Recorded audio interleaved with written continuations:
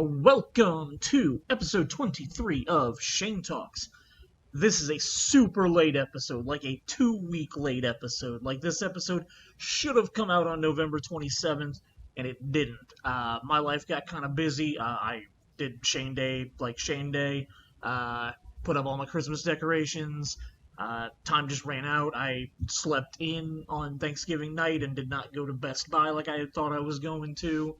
So yeah, this episode did not get recorded on Shane Day. It's December 9th. It's 2 weeks almost late from when I expected to record and put out this episode. So the name of the episode actually doesn't even completely make sense anymore because we've technically now had the 24th Shane Day.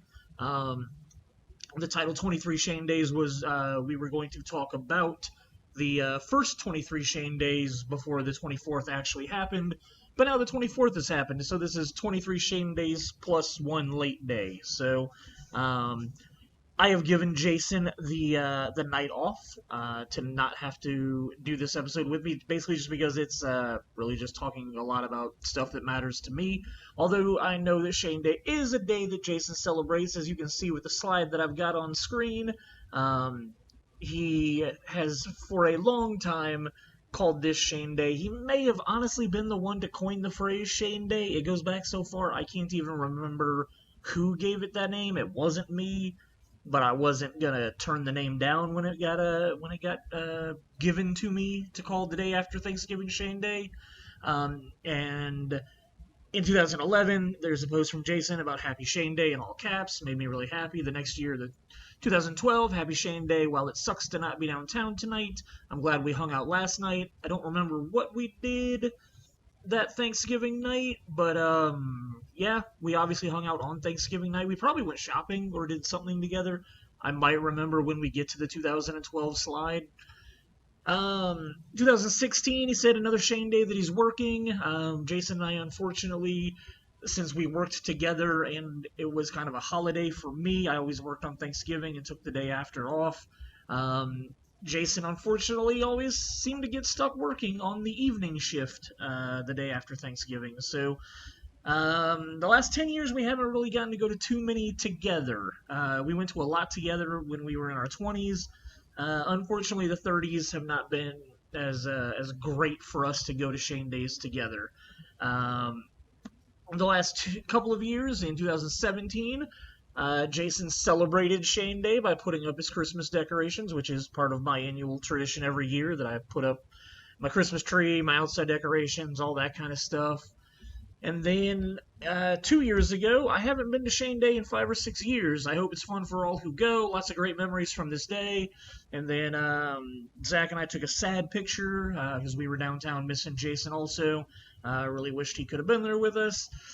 And then this year, a year that we both probably could have pulled it off, it still did not end up working, partially because of COVID, partially because I hosted it at home, but Jason still got stuck working somehow, so that was kind of a bummer. So anyway, we'll get to all of that when we go through year by year. So I'm solo today, but Jason is here in spirit as the person who basically coined the phrase Shane Day.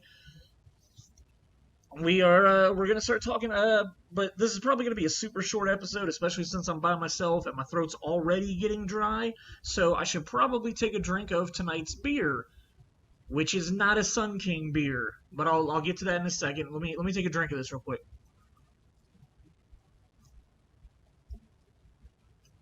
Oh man, okay. So first things first.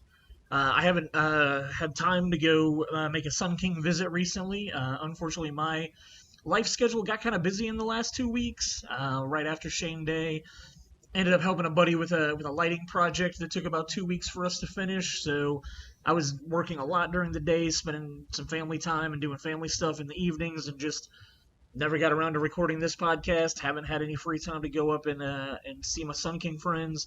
So I have had a chance to go to cons recently and buy some Christmas beers from them. One of them being the Bell's Old Fashioned Holiday Ale, which is, I will read the label, a bourbon barrel aged Scotch ale with orange peel and cherry. Basically trying to make an old fashioned flavored beer, and they nailed it. this Scotch hits you really strong up front, to the point that when I just took that drink, I literally felt like I was drinking an actual old-fashioned alcoholic beverage. But then it kind of mellows out in the back end. It's giving me a lot of the orange and cherry, like just like a lingering flavor. Um, and it honestly, that citrusy flavor is making me want to take another drink. But I'm probably going to switch over to water, seeing how this is a 10% alcohol beer, and I'm going to be talking a lot for the next few minutes. I apologize for any pauses that happen in this. Usually I try to take my drinks while Jason is talking. So since I'm solo, there's going to be a few chances where you're not going to have anything to hear because it's just going to be me drinking. So I apologize for that. But anyway, this beer's really good. It's from Bell's up in Michigan. If you like old fashioned, you'll really like it. If you like Scotch, you'll really like it. Um, but yeah, it's not a bad beer. It's heavy. It definitely feels like a Scotch barrel aged beer, or a bourbon. Sorry, a bourbon barrel aged Scotch ale. It hits you really strong up front. So good beer. Hopefully the next episode I'll have time to go get us some Sun Kings to drink. I know their Whip Blash or Whip something is out now. That's one of their holiday beers this year. Looking forward to trying that. Another real quick side note that we'll go on, since this episode doesn't have a whole lot of content. If you're not aware, I also run a website called Shane Drinks Beer. And we hit a huge milestone last Saturday.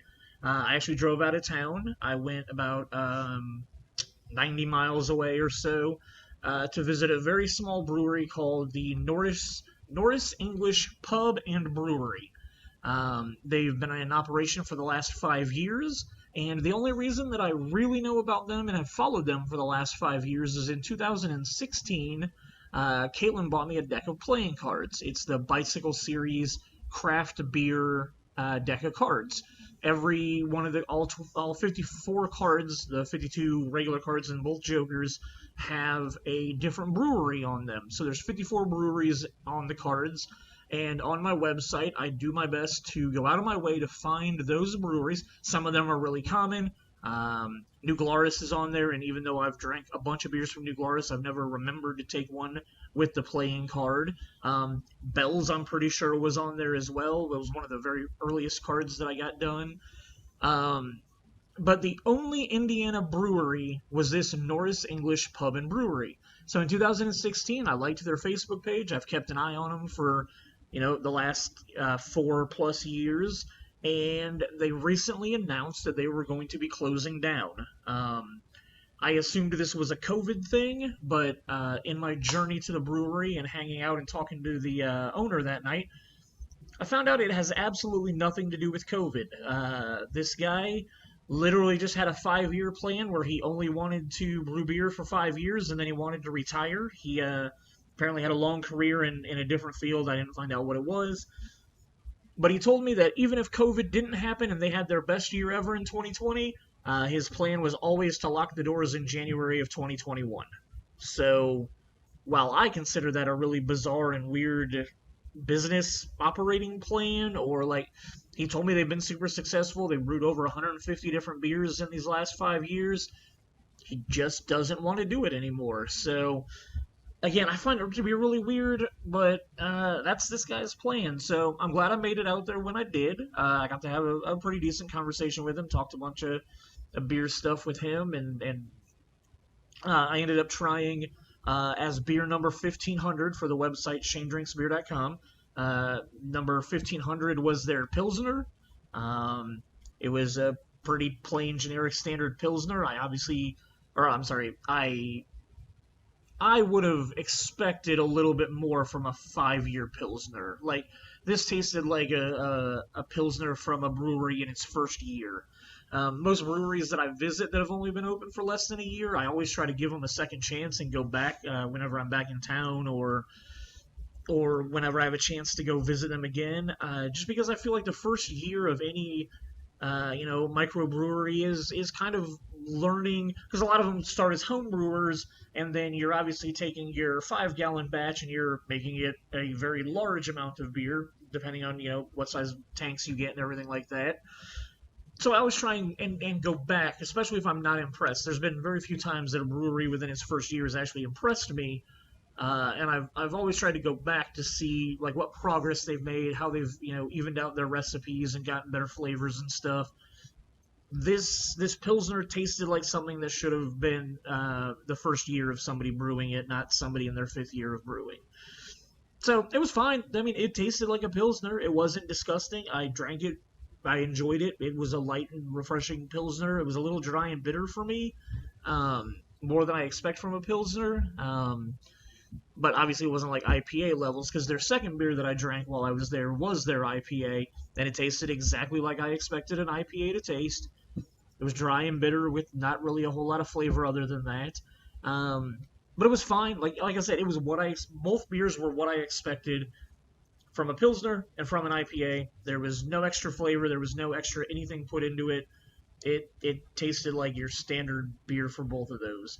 I did bring home a growler of an imperial stout, and it is the exact same way. It tastes exactly like an imperial stout should taste. There's no extra bells and whistles. There's no extra flavors. There's nothing in it that makes it above and beyond anything else. It's not extraordinary in any way, which is kind of how I just feel about all three of their beers. So I'm happy that I went. I'm happy that I got to check this playing card off because that's one of my biggest fears with this bicycle deck is, I'm going to get to a town and I'm going to have a card specific for that town, and I'm going to try to go to one of these small breweries, and it is just not going to be open anymore. So hoping that one day I can finish all 54 cards, but until then, I'm happy I checked off Norris English. It was actually a really nice location. I really liked their brew pub. It had a very British feel to it. It was obvious that the owner at least put in some time and thought into his decorations, and well, then again, there was a Liverpool scarf in one of the corners, and when the owner and I were talking, I asked him. I said, "Hey, so like, are you the Liverpool fan in the family? Is that why is there a Liverpool scarf over there?" And he was very dismissive and was like, "Oh no, I don't care about soccer. That's one of our regulars. I just let him put it up." And I was like, "Oh, I mean, okay. I mean, at least he let the guy put his scarf up, which is important to those of us who follow football and have our football affiliations and whatnot." But it was kind of just like you have this fairly nice English pub feel here, and he bragged about their fish and chips, which I obviously will never get a chance to try, but it just kind of was like, "Oh, you don't care about football at all. That's kind of sad." So anyway, I know I'm kind of ragging on him and I'm saying a lot of bad things, but it was a really fun experience. It's out in the middle of nowhere in Liberty, Indiana. Um, Took me forever to get there. Yeah, I probably wouldn't be going back even if they were staying open. But I am happy that I did go. I'm happy that I got beer number 1500 checked off. For big milestones like that, 500. I was in Chicago with my brother. We drank the number one rated beer. It was called Heady Topper at the time. That's on Beer Advocate. I believe it's fallen to between third and fifth now. Um, but Heady Topper was the number one beer at the time when I hit 500. So my brother had somebody on the East Coast that was able to get him a can of it, got it transported out to Illinois. Him and I shared that beer together for number 500. Um, Number 1000 is I'm drawing a blank on it right now. I know I did something special for it, but I can't remember. But so 1500, nice to hit that milestone and do an Indiana brewery, do a brewery that was on a card that was in the deck that my wife got me. So that was a big milestone that I had last Saturday, and yeah, so that was a little padding filler right there to try to make this episode a little bit longer, because now we are going to jump into talking about Shane Day and the origin of Shane Day. And I have a picture from the very first Shane Day, which was in 1997, but I can't find it. I think I know what photo album book it's in, and that book is obviously packed away somewhere that I can't seem to find it. So that's a little disappointing, but the picture is of me and Ryan Van Vels. We're basically doing a selfie because I'm holding a old school film camera out like this. Took a picture of him and I walking downtown, and the Circle of Lights monument was directly behind us. Also in the picture is a shot of a bank sign that gave the temperature, and I think it was something like 52 degrees or 47 degrees, somewhere around there, on that Thanksgiving night in 1997. So 1997 was my senior year of high school. My friend Ryan Van Vels was living in South Carolina at the time. He came home for Thanksgiving, and we ended up getting together Thanksgiving night, hanging out at my parents' house. I just hanging out, probably playing, hockey video games or something like that. Stayed up pretty late, and then he was telling me, oh yeah, like Best Buy, they do these big sales on the day after Thanksgiving, and it was my first time ever knowing anything about that. And I was like, oh, are you serious? He's like, yeah, like there's something that he wanted to go get, some electronics that he wanted to go get, and asked me if I was interested in going, and I was like, well, I mean, sure, why not? So I think like 5 or 6 in the morning. I don't remember. I think we may have slept for a little bit. 5 or 6 in the morning, we went to Best Buy. We got in line. Um, we did that. I think I bought some CDs or maybe some DVDs or something at that point. Actually, DVDs may not even have been a thing at that point. I may have just been buying CDs or something. I don't think DVDs came out for a year or two after that. Well, no, DVDs started coming out my senior year of high school because I was working at a computer store and we had a couple of the very first. Jerry Maguire was the first DVD I ever bought when it came out. I could have bought the very first release of Jurassic Park on DVD, but I didn't, and then it got pulled, and that was one of my biggest regrets in life, was never buying that. But that's side story. Back to Thanksgiving of '97. So we did the Best Buy thing. That was my first time ever doing that. But then throughout the day we were hanging out, and he mentioned, or it might have just been a random thing that we ended up downtown, and I don't know if we actually knew the lighting was happening that night or not. Um, Again, it's been a long time. My memory back then is pretty fuzzy, but I do know that the day after Thanksgiving, him and I ended up down there, and we got to see the tree lighting. And I was like, oh, like, that's really cool. Like, Christmas has always been a super important thing to me when I was growing up. I love Charlie Brown Christmas. I grew up watching Home Alone and Home Alone 2, and I'm obsessed with those films. Ooh. But, so we ended up down there. Again, I can't remember if it was on purpose or if we just went down there to go shopping some more, and then the tree lighting happened and we were down there. But that just stuck in my head. And the next year, I took a couple years off from Best Buy because I just didn't have the friend group that did that yet. In November of '98, I ended up going down there with an ex girlfriend of mine from high school. We were just hanging out at that point in time, and she was like really interested in it. I was like, oh, like I went and did that last year. Like I'll totally go and do that with you. Like that's cool. So her and I ended up going down there in '98. '99 should have been, Jason had just recently started dating a girl, and she had a couple of friends, and I believe '99 was the year that we all went down as a group really early together, because, yeah, Jason should have just started dating her, I think. November of '99 sounds right for them to start dating, because they were already dating by the time we were filming Consternate in 2000. So it had to have been November of '99, I think. It may not, '99 may not have been, 2000 may have been. Yeah, so I'm not entirely sure who I went down there with in '99. It may have actually been. It may have been because 2000 was an election year. Yeah, so that's definitely right. Jason and his ex got together in 2000. So that's really weird and doesn't make sense with the Consternate filming timeline, but that has to be right. So 2000 would have been the year that myself, Jason, Jason's girlfriend at the time, and a couple of her female friends, we all went down there like really early in the afternoon. I think we got down there like 4 or 5, and we got up like really close that year. Um, so that would have been 2000. According to this post that I made in 2012,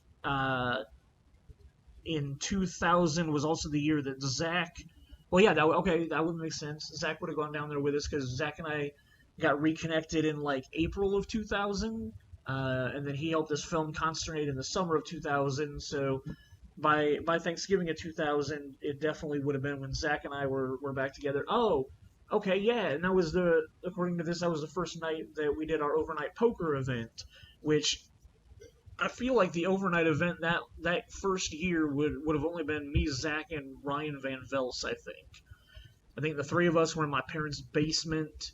Um, Stayed up and played poker because I remember only three of us playing poker, and it just was very dumb.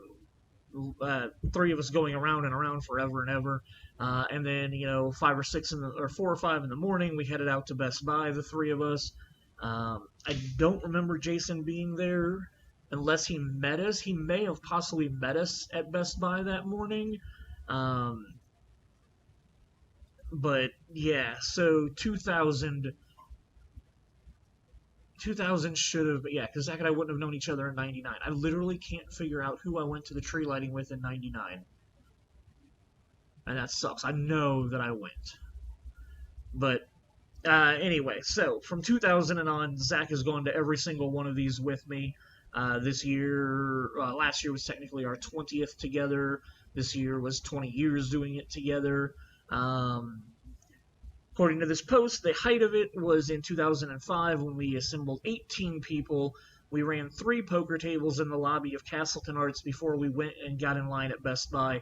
That night was amazing. I'm glad I know that that's in 2005. I'm not sure what pictures I have from 2005, but that was a huge, fun night. And that was one of the ones where I think Best Buy opened at like 5 in the morning that year because we started the poker tournament at 11 o'clock at night, and as soon as Castleton was empty from all of its patrons, we all went inside. We had 3 poker tables going, 6 people at each table. That was a blast. Played it down. Jason got second place in the tournament that year. He could have gotten first place, but we made the mistake of not having a cutoff time where we were just going to count up chips and pay out based on what chips were. Back then we played poker till it was over. Um, we should have put a time limit on 3 a.m. so that we could go get in line around 3. Because most years between like 2000 and 2005, when Jason and I were doing this with a couple of our other friends on and off randomly, when we would do this, we would get in line usually 3 to 4 hours before Best Buy opened their doors. So that's why I think it was like 5 o'clock that year that they opened, because we didn't wrap up the poker game until 3:30, and Jason was just going all in every single hand just because he wanted to get the game over with. And unfortunately, Ryan called him every single time, and Ryan Van Vels ended up winning the whole tournament that year. But Jason like far surpassed him on chips when it got down to just the two of them. But again, it was after 3 a.m. We should have said at 3 a.m., no matter what, we're counting up chips, paying out whatever's left, and we're going to go to get in line at Best Buy. So 2005 was a very finicky year for the poker tournament, but it is what it is. So anyway, that was my post in 2012, just talking about some of my memories from the early Shane days and whatnot. Then we move on to 2002. We're jumping back a little bit. 2002 is the first year that I have a slide from. This was obviously taken on a very crappy. I probably had a Sanyo flip phone at this time because I had a Sanyo flip phone for quite a few years in a row. I would assume that's probably what phone this was taken on. Kind of a blurry picture. Fireworks are pretty bad. Not a lot to see here in 2002, but we were fairly close in 2002. Jumping on to 2003, we had a mediocre spot. We definitely were right in front of the stage, but we were so in front of the stage that the camera guy was blocking us. So that was a little bit of a disappointment. You can see that we could see on the right side, we could see the big screen TV that they had set up to see what was on stage, but it was definitely kind of a bummer because I feel like we ended up getting like shifted over. Like I think we were more over to the right when we first got there, but then as people kept showing up, like we kept shifting over to the left more and more, and then it was kind of a disappointment. In the upper right corner, you can see the group of guys that we had that year. There's Zach on the left, then me. Jason Mayer was there, Tony Linter was there, and Ryan Van Vels was there that year also. Ryan eventually moved back to Indiana. I don't remember what year he moved back, but once he moved back, for a couple of years in a row, he was coming to Shane Day every year. Um, he was part of the very first one, so he was obviously always a big part of when he could make it. He would be there. Jumping to 2004, again a very crappy, blurry photo from a very crappy early flip phone. Yeah, that's pretty bad. But we do have a pretty good picture of me, Zach, and Jason. Zach's wearing a beanie. That's why it looks like his head gets chopped off into the blackness of the night. But that was a good year, 2004, where we had all three of the Gemini Films guys together downtown. 2005, the year that I was talking about, the major poker tournament happened earlier the night before. Again, another really crappy, blurry. We were fairly close to the stage this year, so that was nice. But yeah, just a really crappy photo, and I couldn't find any of the group of guys together. But obviously, I knew that Zach was there. 2006, I just told the story about the 2005 poker tournament that happened at Castleton Arts, where we had 18 people show up to it. So the next year, I decided to do up a flyer for the event. So the 2006 Thanksgiving Day main event was held on Thanksgiving night. We started it at 10 p.m. At that point, when we were all in our mid 20s, we did family in the afternoon, and then we were kind of ready to go hang out with our friends after that. So everybody came over to my parents' house that night. My parents were back in Iowa for Thanksgiving with with their family, my extended family. So I had the house to myself, so I hosted a poker tournament. Pretty sure we had 10 guys show up. I think we did 2 tables of 5 that year. Played for a couple of hours. I'm pretty sure by that point we had changed our cash out rules. Of the 10 of us, I think 6 of us maybe went and got in line at Best Buy when the event was over. That was a pretty fun time. Zach, for a lot of years in these early years, 2002 to now to maybe like 2008, 2010, Zach, literally the only thing he cared, like he would go wait in line with us at Best Buy. But the only thing he cared about buying was the like $1.99 spindles of 100 CDs or DVDs that you could burn, like the writable CDs or the writable DVDs. So he would hang out with us all night. He would go to Best Buy with us. He would wait in line. But we were all kind of really organized. Like, one of us would take CDs, and they would be like, Justin would be like, all right, I'm going to go to the CDs, guys. These are the CDs I'm getting. Who wants what? And I would be like, I want, Mariah Carey and Adam Sandler and, whatever. So Justin would go to the CDs, and he would grab extra CDs of the ones that everybody said that they wanted. Jason and I might go to the DVDs together, and we would pick up all of the cheap DVDs that any of our friends wanted. And then we'd all meet back up, and we'd divvy everything out. Here, I got you this DVD. Oh, you got me that CD. Jason got you this DVD. I got you this CD.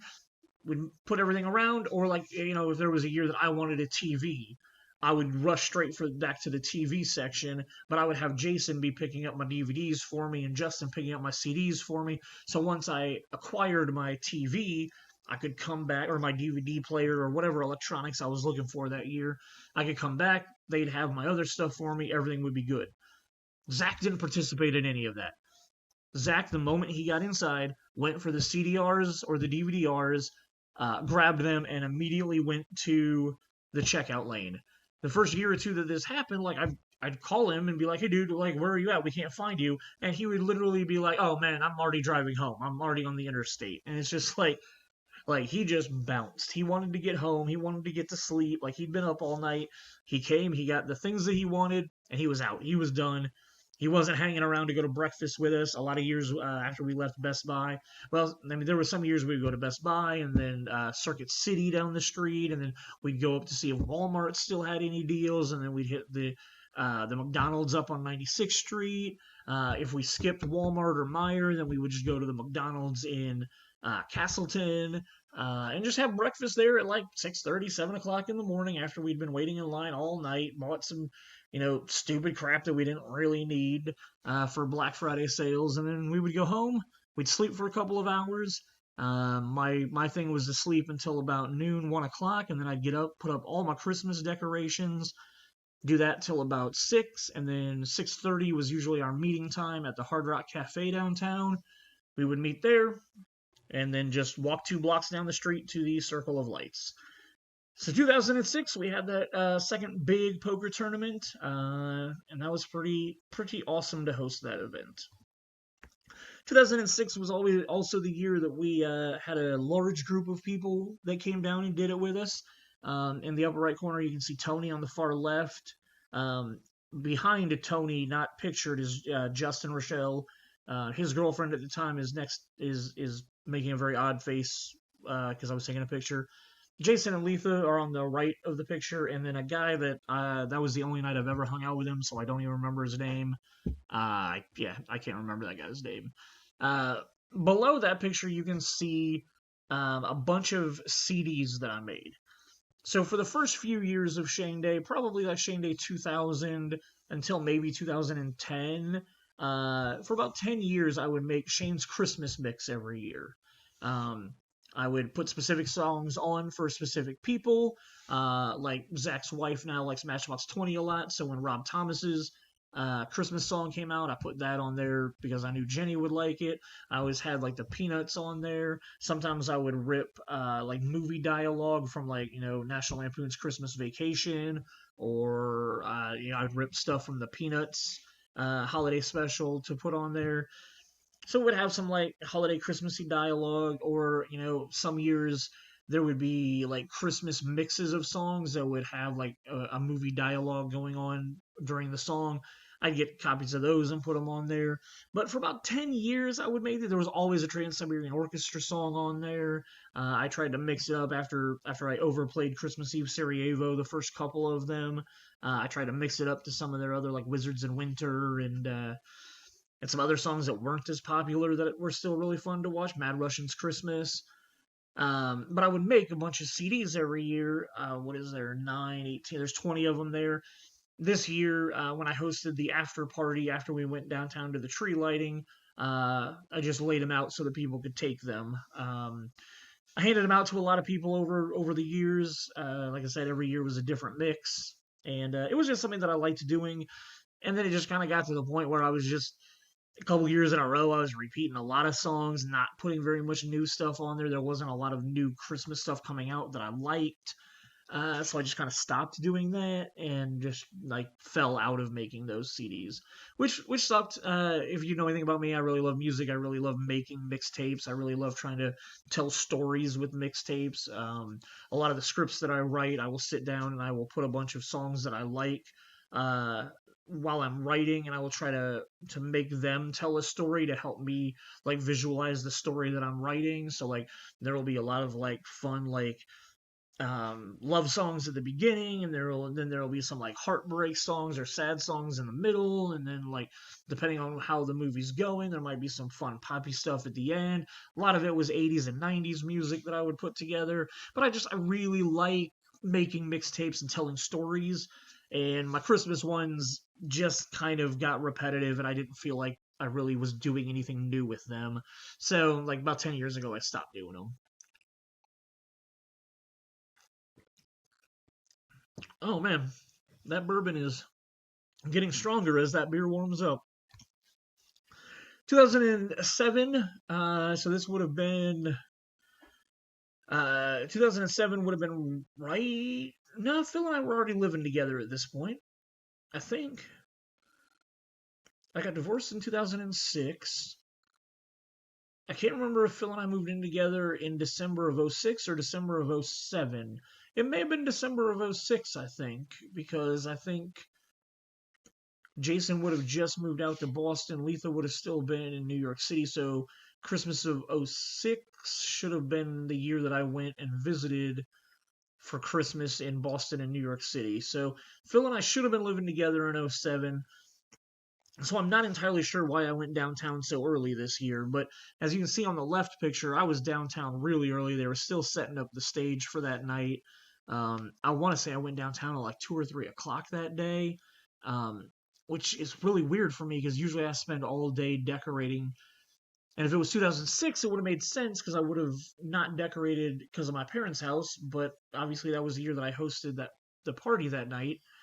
So yeah, 2007, I should have been living with Phil. I don't know why I didn't decorate, or maybe I just decorated it early and just headed downtown early. But in the top picture is my roommate at the time, Phil. Our buddy Matt, Ryan Van Vels was there.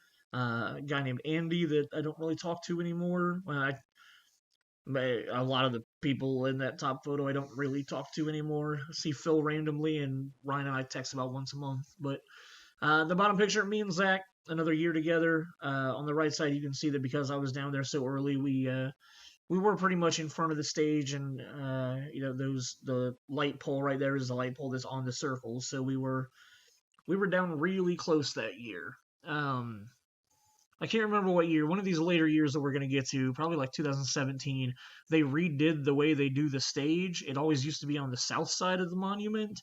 They redid it and put it on the north side. So it's been very lame and not as fun anymore because of the way that the stage is different. The stage takes up like the entire top fourth of the monument or of the circle around the monument.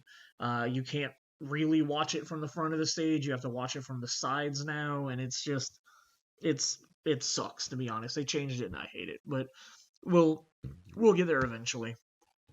2008, another good year, right there, front and center of the stage, right there in front of us. The tree looked really nice behind us. You can see the IPL building above Zach's head. So it looks like we were about um, halfway down the street, maybe, because definitely behind the IPL building, but in front of the one next to it. So 2008 was a pretty awesome year. We were fairly close. I was rocking my Schweinsteiger blonde faux hawk. Yeah, that was a fun summer. Oh yeah, here we go. 2009, I had long blonde hair that you can see coming out underneath my hat. Um, but we were quite a bit farther down the street this year. Looks like we were, oh, well, yeah, there's the street light. So we were a block down from the monument. Still fairly nice. Looks like I was wearing a hoodie and a jacket, so that may have been one of the colder years that we had. In 2010, I got a nice picture of waiting outside at Best Buy. I think Jason. Oh, Jason may have just moved back from Boston in 2010. Maybe not. Maybe. Yeah, I think 2010 was Jason's first year back moving back from Boston, or he was just home visiting that year, one or the other. But him and I definitely went out to Best Buy that year. I can't remember if Chris Schneider met us this year. I know we were texting Chris that night to let him know how long the line was, but I don't remember if he met us that night. I also feel like this year that we took this picture, we ended up driving all the way up to like the Westfield Best Buy to get something because this one was sold out of it. And yeah, I feel like this was the year that we drove all the way up to Westfield, but I can't remember that for sure. As you can see on the right side picture, we were pretty much where we always are every year downtown, about one building down from the IPL building. Stage is still on the south side this year, so we had a good look at the stage. As you can see from this photo, they eventually did move their cameraman's scaffolding that he was on because like where we are here is basically where we were in that picture where the scaffolding covered us up. So they eventually figured out somewhere else to put their cameraman. 2011 is the only picture I took. Looks like we were about a block down. You can see the street lights there, and we're kind of standing in the middle of the street. So, looks like they did all white lights this year, or I really have a terrible camera picture, but I don't see any color at all. So I think this was one of the years that they did all white. Um, one year they announced why they were doing all white, and I can't remember what it was. I also want to say that in 2001, after September 11th, they did red, white, and blue lights that year, and I unfortunately don't have a picture of that, which sucks. 2012 was a special year. Not only did I get to go with Zach again, but my buddy John Petty was in town. John Petty's in the Army, travels around a lot. Probably was stationed in Alaska at this point 8 years ago. He just got done doing 3 years in Germany. Now he's in Georgia. But I feel like around that time he may have still been in Alaska or the Pacific Northwest. I know he was up somewhere around there for a while. But him and his wife were in town for Thanksgiving this year, and it was one of the coldest Shane days we've ever had. It started raining at one point, and Brittany was extremely pregnant. But for years, her and John had been hearing about Shane Day, and John's one of those good friends. It's like, oh, if I'm in town for Shane Day, I want to go to Shane Day. We're going to Shane Day. And Brittany did not have fun at Shane Day. Like I said, she was extremely pregnant. Um, didn't like the cold, didn't like the rain, didn't like being on her feet for 2 hours. Um, she was a trooper about it. She was very funny and very humorous to be around, but you could tell that she was extremely annoyed and not having a good time. As you can see from one of these comments, John made 5 years ago on one of my photos I put up. He reposted a photo of him and I together, and I asked, "Where's the picture of angry Brittany?" Which John laughed at, and Brittany responded saying, "Super pregnant and cold Brittany? I'm not sure. I probably threatened someone if they took my picture." So even years later, she's still, making jokes and having a good time with it. So it was one of the colder, wet, rainy years that we had, but, sometimes Shane Day is like that. 2013, great year. We got the whole gang back together. Jason was able to attend this year. I want to say that's Christopher. I wish Jason was here to correct me, but I'm pretty sure that's Christopher on his shoulders. So yeah, so Jason, Christopher, Zach, and I, we all got to see it that year. Again, we're about a block south. You can see the street light behind us. And yeah, so that was great having all of us together. I don't know if that's the last time Jason's made it or not. It may be. I do know there was one year, I don't know if it was 13 or not, but there was one year when Letha was pregnant. So they didn't want to stand outside the whole time. And Letha had some lawyer connection of hers that was watching it from their office building on the circle. So, you know, they took advantage of the higher up view and the being inside, and so the Mayer family went that year and watched the lighting from there. Which it may not have been 13, maybe it was like 12 or something, because I feel like that year, I don't know if I think they didn't make it down to see us before they went up. I think like I just got the text or the call or whatever that said they were going straight to like the office that they were watching it from, but. Yeah, I was jealous of them that year. I wish I knew somebody that had an office around the circle that I could have gone and watched it this year live, but man, I like what I did this year. So this is 2014. This is Zach bringing both of his children.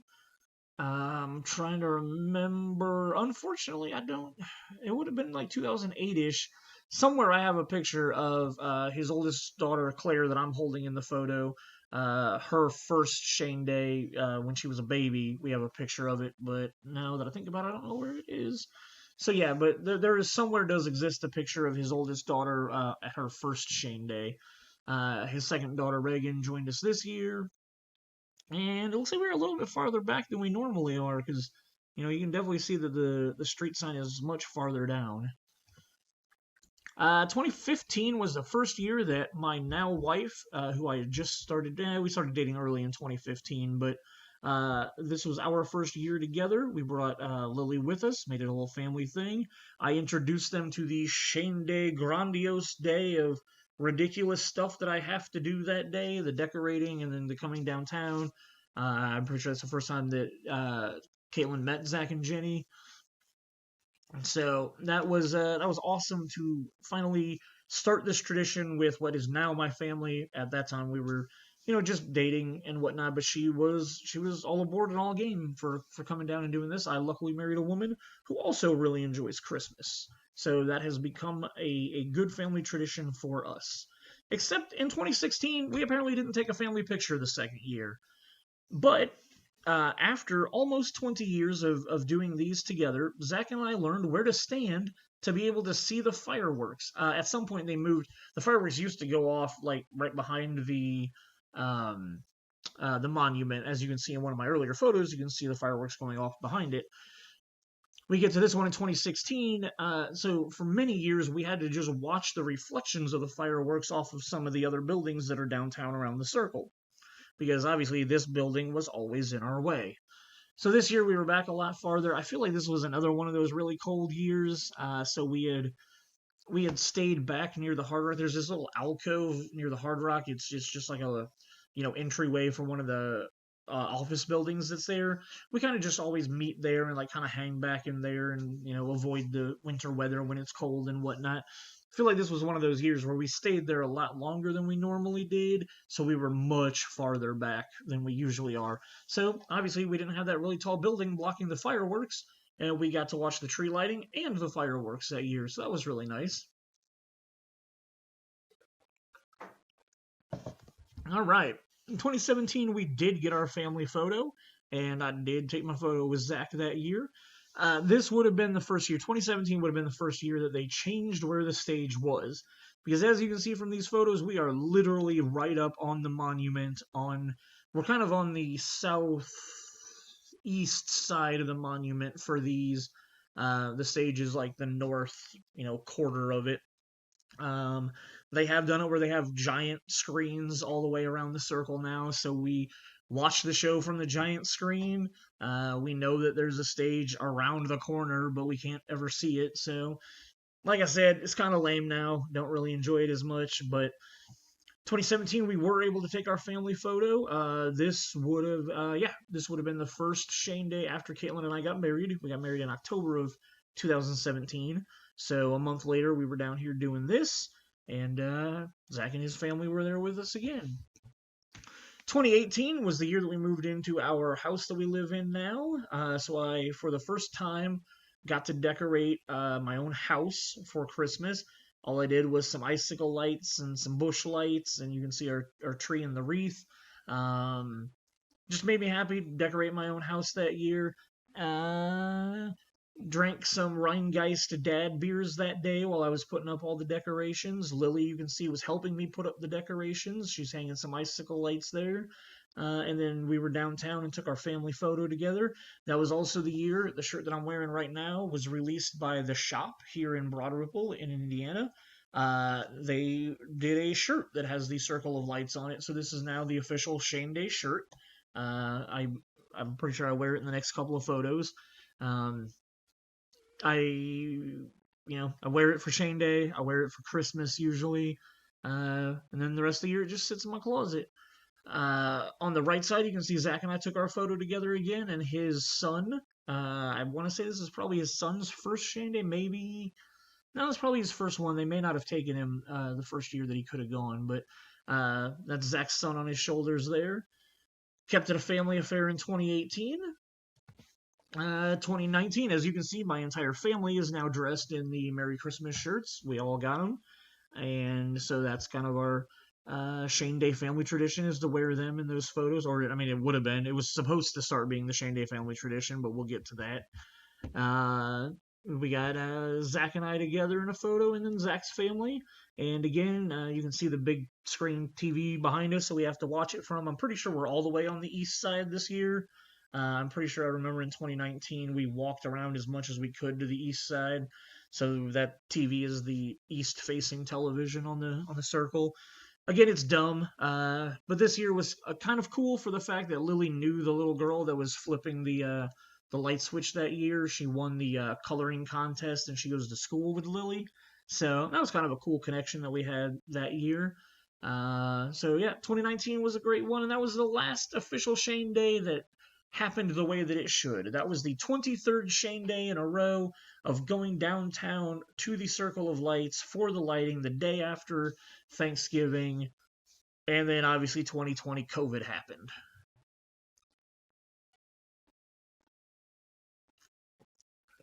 So COVID ruined 2020. Pretty much everybody that I know has had something terrible happen COVID related. Unfortunately, about 2 weeks ago, I found out that one of my good high school friends just passed away from COVID. So that was kind of a bummer, and that was also kind of why I've been MIA from doing the recordings. I've been processing that. We weren't that close, in the last 15 years, but it was somebody that I've known since I was in 8th grade. His family lived 9 houses down from my family, so This is the guy I hung out with every summer. I rode bikes with, I rollerbladed with, I skateboarded with, like played basketball with, played street hockey with. I drove him to school for a couple of years in high school because he was a year younger than me. So it was just literally a dude that I had, hundreds of thousands of hours of friendship with. um in our early 20s, we had a group of friends that we played basketball together with 5 nights a week, at this middle school that had two basketball court two full no it was I'm sorry, it was three half court basketball courts, all right next to each other. At the height of it, we were running 2 games at a time. Winners play winners, losers play losers, like 3-on-3 tournaments. Like, we played a lot of basketball together. We also had a lot of problems, and so later in life, I kind of wrote him off, kind of shut him out. And it's just kind of something that I regret about the fact that I'm never going to be able to, like. I guess I always just assumed that eventually I would get over it, and I would tell him, let's be friends again. He's sent me at least 5 friend requests in the last 10 years, and I've declined all of them. I just decided he wasn't somebody that I needed or wanted in my life. We had a big falling out like 15 years ago. And yeah, so it just kind of sucks that, like, I think I always thought eventually we would work through that, and I would, grow up and just forgive him and, accept a friend request and move on. And so the fact that I can't ever do that now has just kind of been weighing on me. So that's, what I've been trying to deal with and process, and, talking to Caitlin about a lot, and, trying to just figure out those emotions. Cause, like, again, like, we weren't close recently, but it's also like he lost his brother about 10 years ago, and I think I may have reached out then for a minute, and then, like, just was like, okay, like I said, because, obviously, growing up so close to him and his family, like, I knew his brother pretty well. Also, his brother was around for a little, his brother played basketball with us and stuff like that when he got older. So, like, I'm pretty sure I reached out when his brother passed away, kind of just touched base and told him that I was sorry for him. But now for his family to lose both of their sons is just kind of like, it's just, it's something that I never want to go through. I never want to think about. I don't want to ever have to, like, I don't deal well with death. I don't deal well with letting go. So just the fact that I don't ever get to bury the hatchet with him and say, let's grow up and move on, or I need to grow up and move on. Like, yeah. So, oh man, I totally got sidetracked and tangent off talking about that. But so obviously, a lot of people have been affected in ways like that. I know a lot of other friends that have had friends die from COVID. I've had quite a few friends that have gotten COVID and luckily made it through it just fine. So 2020 sucks.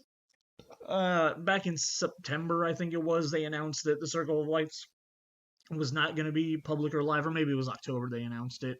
In September, other things like Chris Kindle Mark got canceled, Trans-Siberian Orchestra got canceled for this year. So, like, a lot of things that I do around Christmas time are all getting canceled. And so obviously, when it was announced that Circle of Lights was not going to be an event that we could go to, kind of was a bummer. I had tried to convince Caitlin to just go down there because they can't really stop us from walking up and down Meridian Street and then being downtown when they turn the lights on, but she didn't really feel like wanting to do that. So instead, we just hosted at our house our own Shane Day Circle of Lights celebration, and I built my own tree in my front yard. I got some stars with some strands of lights. I put them up on, it actually ended up being a stoplight pole. So it's about 8 feet tall in my front yard. I think for next year, I'm going to try to find a 2 foot extender to put on that stoplight pole. I just kind of want the star to be a little higher and the lights to come down more instead of going out the way they do. So it was a work in progress for this year. I'm happy with the year one. I luckily didn't zip tie anything this year because I couldn't find my zip ties.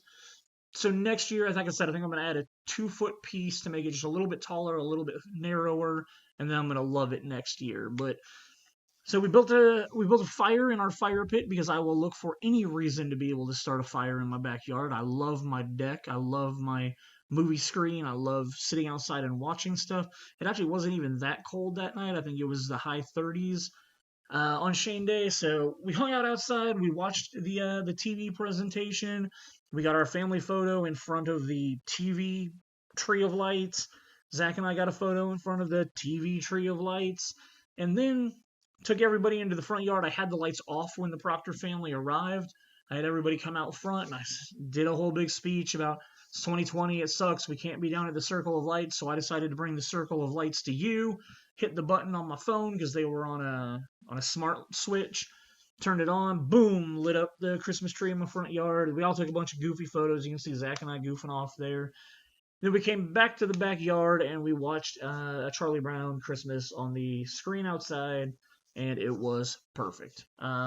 It sucked not being able to go downtown, but I still had my family. I still had Zach's family. We still watched Christmas stuff. After a Charlie Brown Christmas, we went down a rabbit hole. I found a YouTube music video playlist for Christmas music videos. Played that, drank some beers, had a really good time. It was amazingly perfect, and I'm very happy that Zach and I kept our tradition alive, even though it was COVID 2020 and it sucked. So, and again, you can see I'm wearing my Christmas shirt, but I'm unfortunately the only one of the family that wore it that night, which is why I said the tradition kind of died downtown, but we'll just blame COVID for not having everybody in their Merry Christmas shirts this year. So that is it. That is all of the pictures that I found from the Shane days over the years. I thank you for going down this journey with me and listening to all the crazy stories that I've told over the tangent of this episode. It's actually a lot longer than I expected, but I guess I do have the ability to talk a lot. I expected this to be like a 30-minute episode, and of course it's blown up into an hour. Maybe it's a good thing Jason wasn't here. Although Jason probably could have filled in a few of the gaps that I don't have, because he seems to have a much better memory than I do. So anyway, thank you guys very much for listening this week. I'm sorry that it was just me by myself, but I wanted to give Jason a little bit of time off since it was literally just me talking about how important this day was to me and the various traditions and things that I've done over the years. Our next two episodes are going to round out the year. Episode 24 is going to be called Black Christmas. We are going to discuss the 6 films that Shane Black has made that are all set at Christmas time. They're all action movies. He is the godfather of the Christmas action genre. And we're gonna discuss those 6 films. I've got polls up about if you think any of them are Christmas movies or not. My problem being, if you consider Die Hard a Christmas movie, most of Shane Black's movies need to be considered Christmas movies, because the only thing that makes Die Hard a Christmas movie is the fact that it's set at Christmas time. So we'll get into that whole big discussion next week with Jason. We'll get to talk about that. And the last episode of this year is going to be episode 25, and it will be our Christmas extravaganza. We'll talk about a bunch of Christmas movies. There's going to be Christmas movie polls. We'll talk about Christmas episodes, Christmas specials, all kinds of other Christmas stuff. It'll be a big, merry, jolly, holly Christmas episode, talking about our favorite Christmas movies and whatnot. So those are our next 2 weeks to round out the year. Thank you for listening to the